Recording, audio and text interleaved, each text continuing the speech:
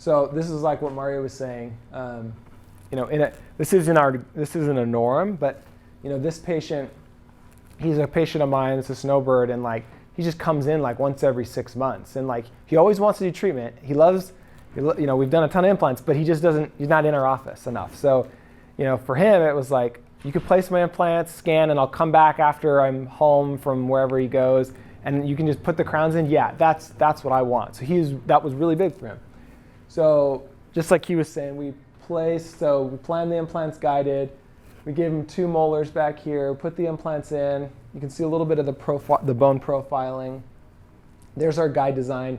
If you're cantilevering back, you got to anchor a little bit more in the front. So make your guides a little bigger if you're doing a long cantilever, because you want it to really be held down nice and tight.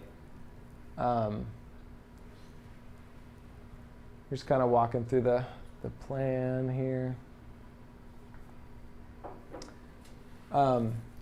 So here's the implants in place. Notice I cut that I used the wrong healing abutment on the left one there.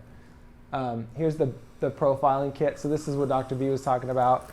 I got 2 pins on here, and we're just reaming that big bone profiler right over, and it's just giving us this nice flare of the bone.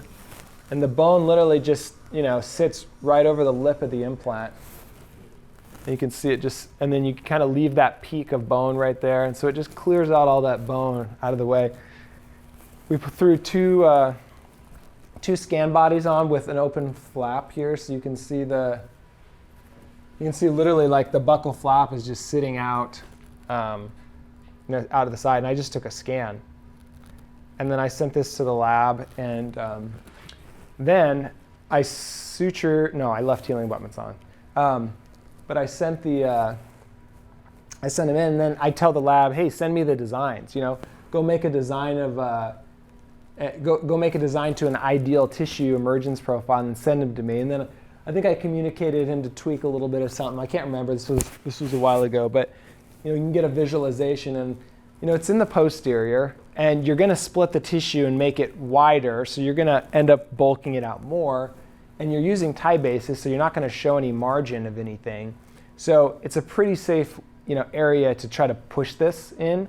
Like anterior would be different. Obviously, you're not going to just guess like this on an anterior tooth. But it's I don't even think he's come back for the crowns yet. But he was gone for a while.